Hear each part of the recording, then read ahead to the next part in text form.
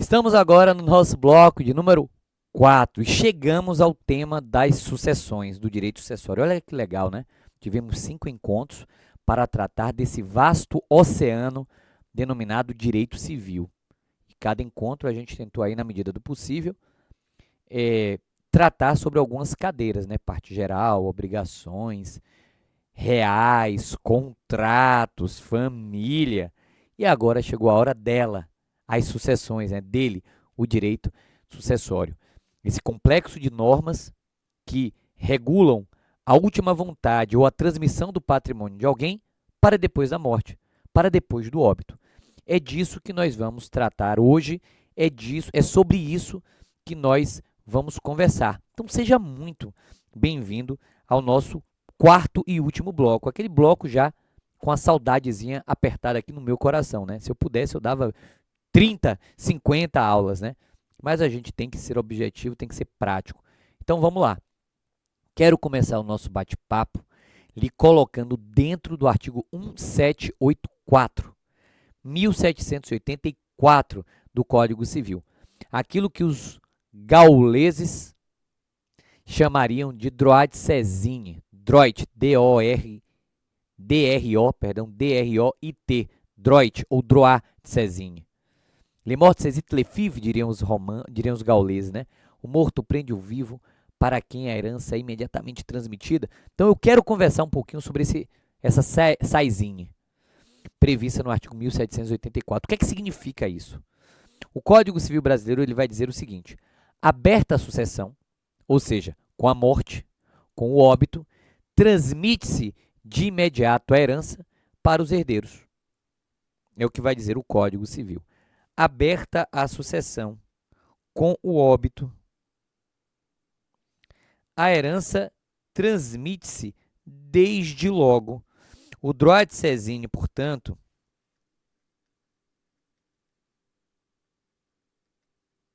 ele nada mais é do que uma ficção jurídica. Uma ficção jurídica, uma ficção jurídica que impõe a imediata transmissão, que deve acontecer no lugar do último domicílio do finado e deve respeitar a lei, a ordem de vocação hereditária prevista no artigo 1829 do Código Civil Brasileiro, ou deve respeitar o testamento previsto no 1857, porque o Código Civil também vai admitir sucessão testamentária. A partir dos 16 anos, já se pode celebrar testamentos, lavrar testamentos. E essa última vontade pode ser sobre bens, sobre patrimônio, ou sobre coisas imateriais, digamos assim, sobre questões, situações imateriais. Então é assim que funciona. O direito hereditário ele começa criando essa ficção jurídica e dizendo, com a morte se transmite de imediato a herança. Essa abertura é no último domicílio do finado e ela pode respeitar a lei ou a última vontade, desde que se aplique a lei, o direito hereditário do tempo da morte, da data do óbito. Tempus regit actum. O tempo rege o ato. Então, você deve aplicar a lei da data do óbito, tá? E aí, eu devo lhe dizer que essa ordem de vocação hereditária, ela é idêntica, seja para quem vive na união estável, seja quem vive em casamento.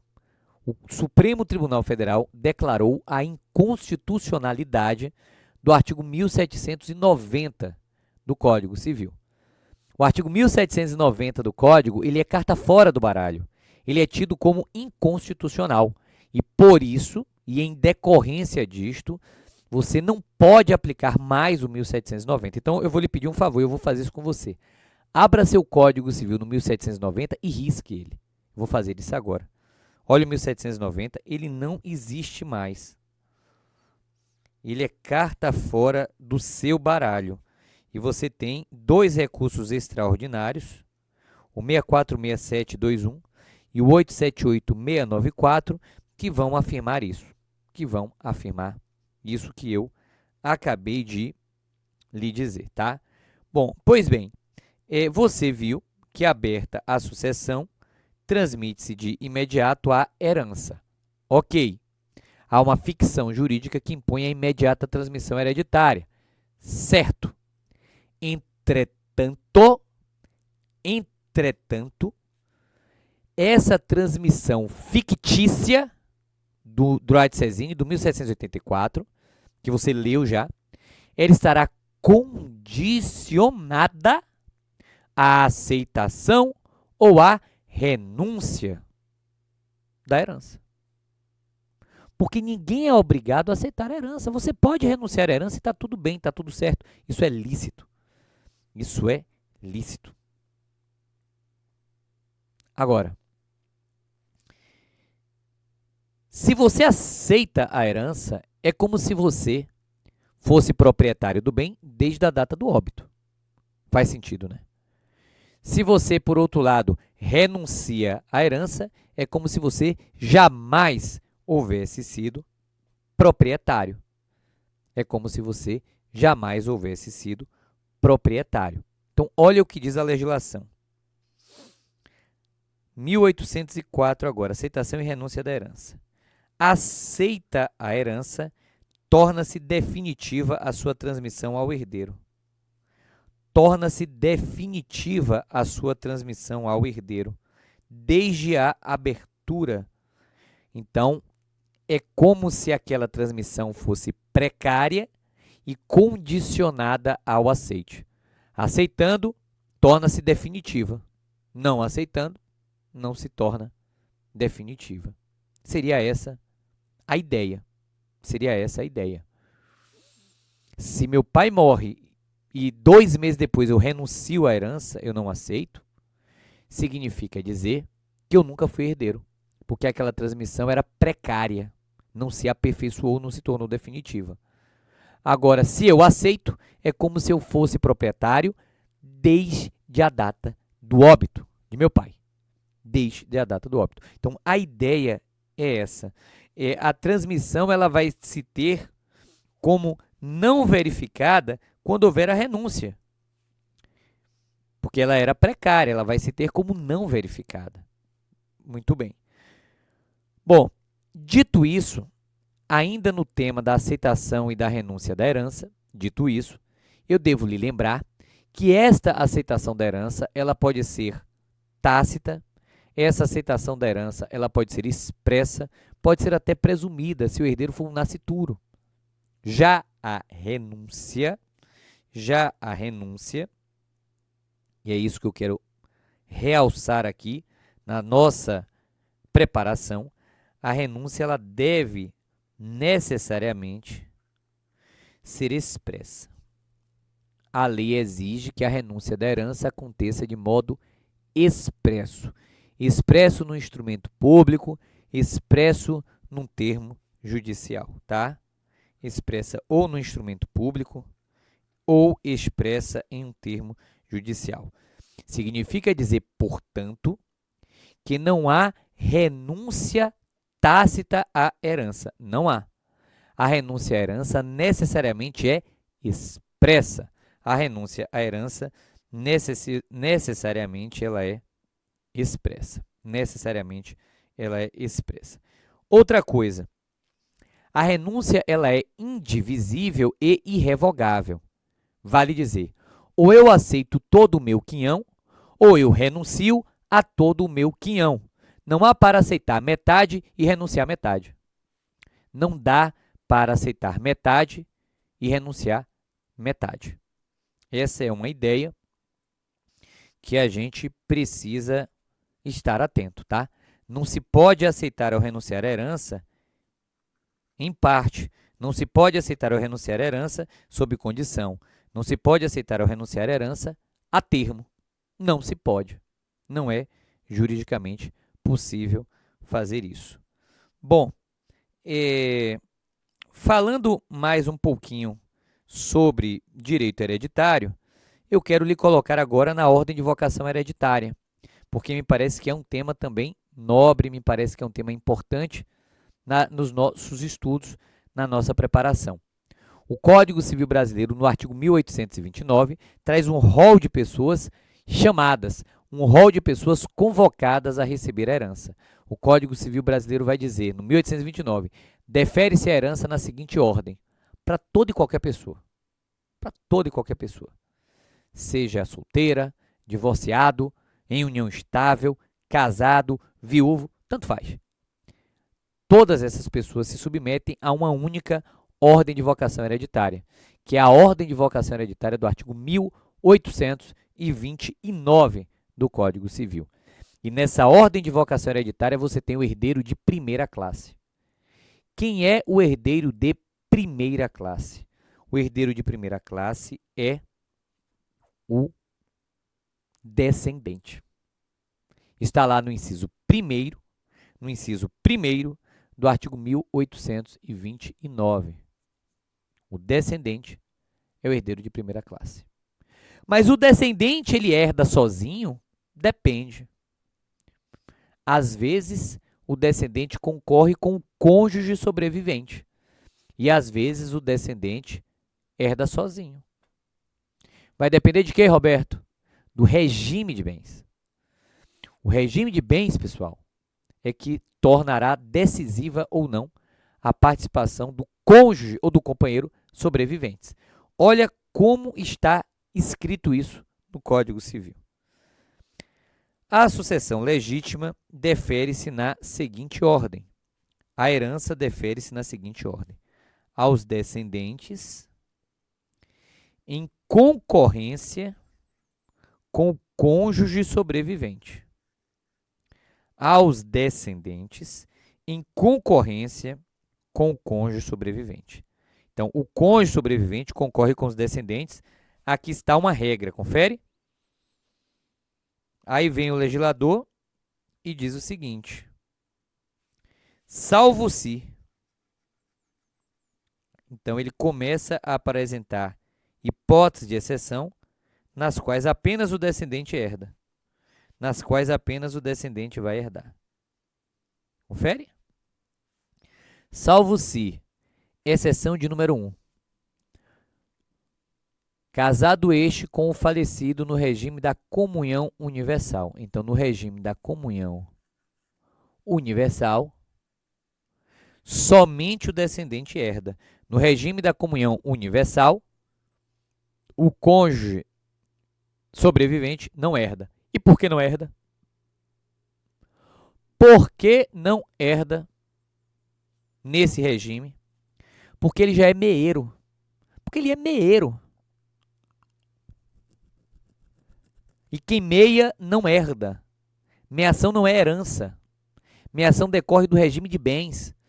Se eu já sou casado na comunhão universal, metade do patrimônio já é meu.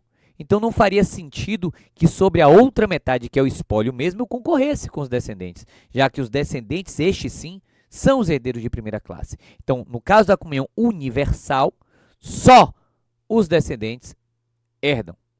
Primeira exceção. Segunda exceção, separação obrigatória. Para evitar o golpe do baú, digamos assim.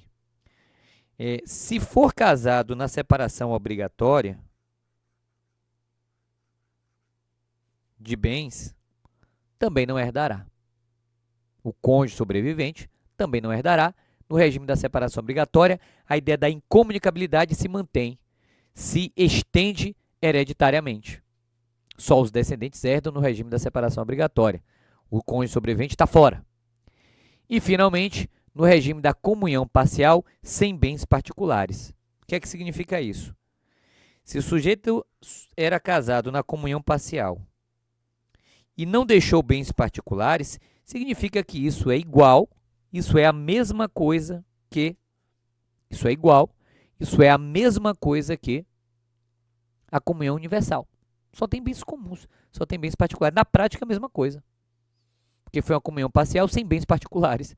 Então, só tem bem comum, só tem meação.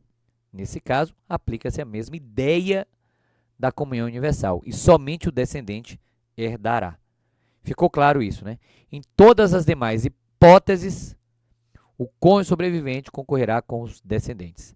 Nessas três que eu acabei de listar, nessas três que você precisa memorizar, não vai herdar. Tá fora. Fique atento a isso. Agora, e se não tiver descendentes? Se o sujeito morre sem deixar descendentes? Poxa, se ele morre sem deixar descendentes, aí os ascendentes herdarão. A ordem de vocação hereditária prossegue e os ascendentes herdarão. Neste caso, independente do regime de bens, em concorrência com o cônjuge. Os ascendentes herdarão em concorrência com o cônjuge, tá? Agora perceba. Na falta de ascendentes, o cônjuge sobrevivente recebe 100% da herança. E na falta do cônjuge sobrevivente, os colaterais. Quando a gente diz colaterais, em primeiro lugar, os irmãos. Os irmãos herdam. E cuidado, porque tem irmão bilateral, é possível que tenha irmão bilateral de um lado e irmão unilateral do outro lado.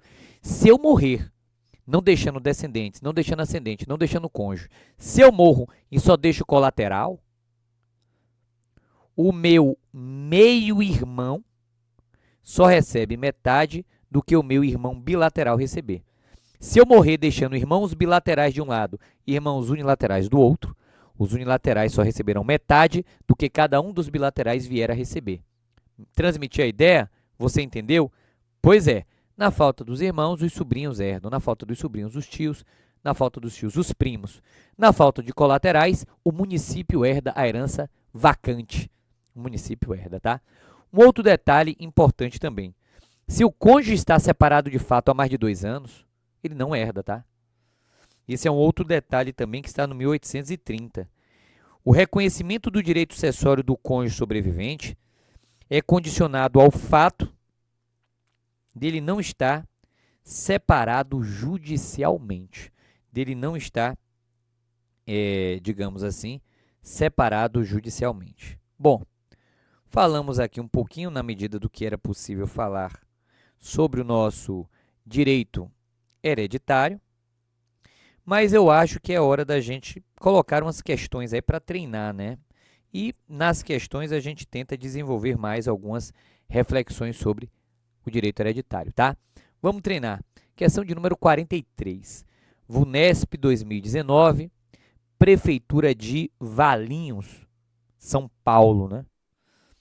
José da Silva morreu em Valinhos, mas era domiciliado em Londres. Ele era domiciliado em Londres. Lembra-se que defere a herança no lugar do domicílio do finado? Deixou 10 imóveis na Inglaterra e uma propriedade rural em Valinhos, assim como 2 filhos morando no Brasil e um em Portugal. É competente para julgar a sucessão dos bens que José deixou. Quem é competente?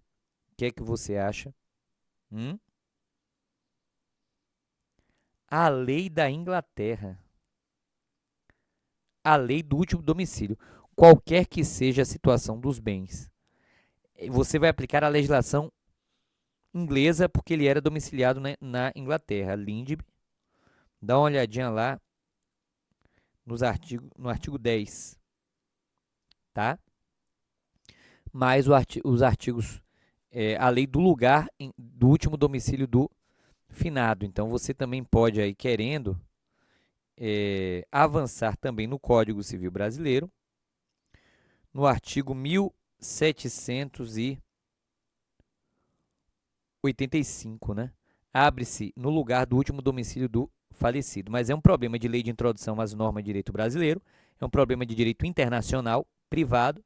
Então, é o artigo da Lindby que vai ser aplicado, mais o 1785, tá? Não estou falando aqui do juiz competente para decidir sobre o imóvel. Estou falando da legislação de direito hereditário que será aplicada. Uma coisa é quem é competente para decidir. Outra coisa é qual lei vai se aplicar. Qual lei hereditária vai se aplicar. E aqui se diz a lei da Inglaterra. E não a lei do domicílio de cada herdeiro. Falso. E não a lei brasileira. E não a lei que os herdeiros escolherem, porque essa norma é de ordem pública, os herdeiros não escolhem. tá?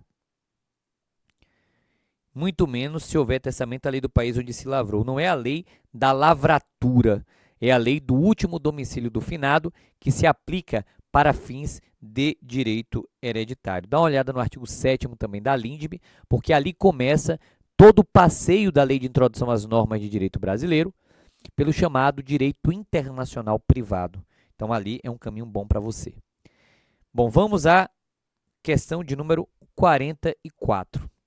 Ela vai dizer o seguinte: VUNESP 2019, TJ do Rio Grande do Sul. João vivia com José em união estável homoafetiva. João faleceu, deixando como único bem um apartamento adquirido antes do início da união estável com José. Então era um bem particular, confere? Maria e Joana são filhas de João. Sobre a partilha dos bens de João, assinale a alternativa correta. Então, repara só. O regime de bens é da comunhão parcial na união homoafetiva. Por quê? Porque o STF, na ADPF 132, equipara a união homoafetiva à união estável. E na união estável, a regra é a comunhão parcial de bens, salvo o contrato escrito em sentido contrário, como nós já vimos, como nós já estudamos. A questão não traz nenhuma hipótese de exceção a regime de bens. Então, a gente aplica o regime legal da comunhão parcial. Esse bem era um bem particular. Sobre bem particular, o cônjuge sobrevivente concorre. Então, esse patrimônio deve ser dividido por 3. Me parece, em linha de princípio, que o raciocínio seria esse. Você vai aplicar o 1829, inciso 1º do Código Civil, que a gente estudou agora há pouco. A herança defere-se na seguinte ordem: aos descendentes em concorrência com o cônjuge sobrevivente. Essa é a regra. Salvo se casado na separação, na comunhão universal ou na comunhão parcial, sem bem particular. Mas aqui tinha bem particular. Então não era hipótese de exceção, porque aqui tinha bem particular. Então, voltando aqui à questão, João vive com José em união homoafetiva, morre, deixa um apartamento adquirido antes da união estável, então é um bem particular. Então, isso vai ter que ser dividido por 3. Questão 44. Só pode ser a letra C. José, Maria e Joana irão receber o mesmo quinhão da herança deixada por João. Isso é verdade. O fundamento eu acabei de lhe explicar, a gente estudou isso agora há pouco. 1829, inciso 1º do Código Civil. Roberto, por que não é a letra A? Porque a letra A discrimina o companheiro sobrevivente e nega vigência ao 1829. Era o mesmo artigo de lei para todas as fundamentações. Por que não é a letra B de bola? Porque ele não tem direito a receber 50% do valor da herança. Ele tem direito a receber a mesma cota que os filhos. Ele concorre com os filhos do finado. Então, você vai utilizar para todas as demais assertivas o mesmo artigo 1829, inciso 1º. José não participará da sucessão de João, tendo em vista a inexistência de bens adquiridos durante a união estável. Isso é falso, ele participará. É a mesma fundamentação jurídica. Então, você percebe que a VUNESP, ela gosta muito de perguntar sobre o 1829, sobre a ordem de vocação hereditária. E ela colocou aqui um elemento a mais de complicação. União homoafetiva. Poderia até ser a união estável. Complicação por quê? Porque exigia que você soubesse da inconstitucionalidade do 1790 para você não aplicar o 1790. A questão tinha alternativa de gabarito que se encaixava no 1790, justamente para iludir, para atrapalhar quem não soubesse que o 1790 havia sido, digamos assim, declarado inconstitucional pela Suprema Corte. Então, você fique atento a isso, tá? Chegamos à questão de número 45. Imagine a seguinte situação hipotética, né? Imagine a seguinte situação hipotética.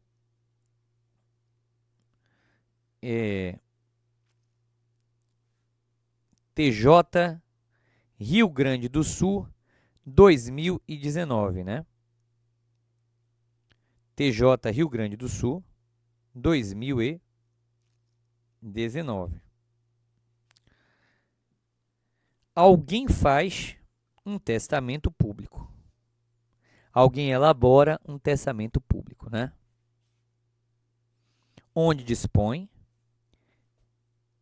que,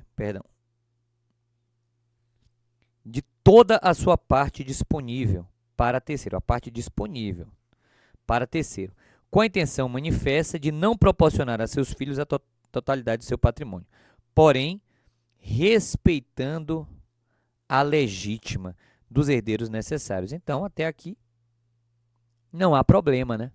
Já que a legítima dos herdeiros necessários está sendo respeitada, como afirma a questão. Posteriormente, a lavratura do testamento descobre e reconhece a paternidade de outro filho. Porém, de forma proposital, não altera o testamento anteriormente lavrado. Você vai ter aqui uma hipótese de rompimento de testamento, tá? O testamento, em uma situação como essa, ele é tecnicamente considerado rompido. E o que é que significa o rompimento do testamento? Significa dizer que não há mais testamento. Artigo 1973. Você conhecia o artigo 1973? Pois é, vamos ver os gabaritos. É correto afirmar que o testamento é um ato válido, tendo em vista que foi respeitada a legítima dos herdeiros necessários. Sim, ele é ato válido. Até aí tudo bem, eu poderia marcar. Eu marcaria. Agora, ele é eficaz? Letra B. É um ato nulo de pleno direito, podendo ser revisto a qualquer tempo. Falso. Ele não é nulo. Não tem efeitos em razão do rompimento.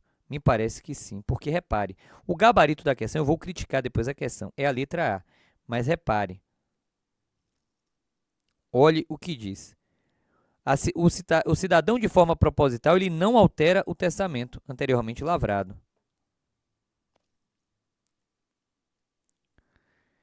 Eu marcaria a letra C. A anotação de gabarito está dizendo que é a letra A. Eu não concordo. Mas a letra A ela não está errada. Mas, para mim, ela está incompleta. O testamento é válido? É. Mas é ineficaz. Ele foi rompido. Ele não gera mais efeitos. Por quê? Porque o advento de um filho desconhecido... Agora, vamos voltar aqui para a questão. O filho era desconhecido porque o cidadão descobre, e depois que descobre, ele reconhece a paternidade. Então, ele não sabia. E diz o 1973 que, sobrevindo o descendente sucessivo ao testador, que não tinha ou não conhecia, rompe-se o testamento. Rompe-se o testamento, né? Agora, tudo bem. Por que o seu avaliador vai utilizar a letra A como fundamento? E aí vem a minha discussão. O seu avaliador vai utilizar a letra A como fundamento por conta do que diz o artigo 1975. Não se rompe o testamento se o testador dispuser da sua metade, não contemplando os herdeiros necessários de cuja existência sabia, ou quando exclua sua parte. Só que essa situação, e aqui vem a minha respeitosa divergência com o avaliador, mas eu trouxe de propósito, eu poderia simplesmente, estou acabando a aula, não falar disso. Não tive questão polêmica, eu simplesmente não colocaria. Mas eu precisava dividir isso com você, para você saber na hora da prova o que é que você marca. Você vai marcar o pensamento do avaliador. Repare só, o 1975, de fato, ele diz que esse testamento não é rompido se o testador dispuser da sua metade, não contemplando os herdeiros necessários. Mas o 1975 ele deveria ser lido com o 1973. Ele deveria ser harmonizado com o 1973. Porque no 1973 diz que o testamento é rompido pelo desconhecimento. Então, em uma interpretação sistemática, você teria essa conclusão. Só que o seu avaliador, em uma interpretação sistemática, ele manteve a letra A. Ele não manteve a letra C. Então, para você, você tinha duas opções. Se você aplica o 1973 isoladamente, você vai dizer que o gabarito é letra C. Se você aplica o 1975 isoladamente, você vai dizer que o gabarito é letra A. O seu avaliador, ao considerar as duas situações sistematicamente, o que é que ele disse? O 1975 prevalece sobre o 1973. Então, qual é o gabarito? Letra A. Por quê? Porque na cabeça do seu avaliador, o 1975 prevalece sobre o 1973. Ah, Roberto, mas você não concorda com isso? É, eu não concordo. Mas quem sou eu? Só um professor. Sim, Roberto, o que é que eu marco na minha prova? Na sua prova, você marca a letra A. Na VUNESP, letra A. Na VUNESP, você coloca o 1975 prevalecendo sobre o 1973, tá bom? Então, guarda essa informação e depois aprofunda uma leitura para você tranquilizar o seu coração, tá? É muito comum isso, às vezes acontece, uma divergência de entendimento entre o professor e a banca, nada demais, tá tudo certo. Isso serve para a gente aprender ainda mais, para a gente aumentar o nosso nível crítico e aumentar o nosso nível de reflexão, tá? Avançando aqui, nós temos a letra D, diz que o ato é anulável, falso, o ato é válido. Letra E, apenas o filho reconhecido após a lavratura tem legitimidade para pleitear o desfazimento. Não, qualquer herdeiro tem. Qualquer herdeiro tem, e não apenas o filho, tá? Bom, finalizando a próxima questão, a 46. A respeito do testamento público, assinale a correta, né? O indivíduo inteiramente surdo lerá o seu testamento. Se não souber, designará uma das duas testemunhas que o lerá em seu lugar. Bom, isso não é previsto para dessa maneira, digamos assim, né? Isso não é previsto dessa maneira. Roberto, onde é que está o testamento público? No 1864 do Código Civil. Tá? Bom, se não souber ler ou não puder, neste ato, o testador pede para que alguém leia. E se for inteiramente surdo, nos termos do artigo 1866, lerá o seu testamento. E se não souber ler, designará duas testemunhas? Não. Designará quem? Designará uma pessoa e não duas testemunhas para ler. 1866, letra A, falso. Falsa, tá? B de bola. Ao cego só se permite o testamento público, que será lido em voz alta 2 vezes pelo tabelião ou seu substituto legal. E uma vez por duas testemunhas. Não, essa parte aqui não tem. Essa parte aqui é falsa, tá? E você encontra isso no artigo 1867, 1867 do Código Civil. C de casa. O testamento deve ser escrito mecanicamente e também pela inserção da declaração da vontade em partes impressas de livro de notas, dispensada a rubrica das páginas. Não é dispensada, não é assim. Artigo 1864, 1864 do Código Civil brasileiro, ok? Mais Lei de Registros Públicos. Finalmente, D de dado, o testamento deve ser escrito pelo tabelião ou substituto em seu livro de notas, de acordo com as declarações do testador, podendo esse servir de minutas, notas ou apontamentos. Perfeito, artigo 1864 novamente. Esse é o gabarito.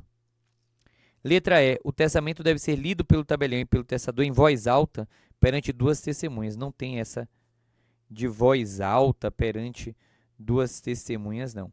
O mesmo artigo, 1868 do Código Civil, tá? Com isso, a gente vai terminando aqui a nossa participação. Muito obrigado pelo seu carinho, muito obrigado pelo seu respeito. Eu desejo tudo de bom para você, tá? Vou deixar aí mais uma vez a minha rede social, o @Roberto_Civil. E dentro do tempo que eu tinha, era o possível a ser feito, tá bom? @Roberto_Civil é o meu Instagram. Forte abraço, boa sorte para você.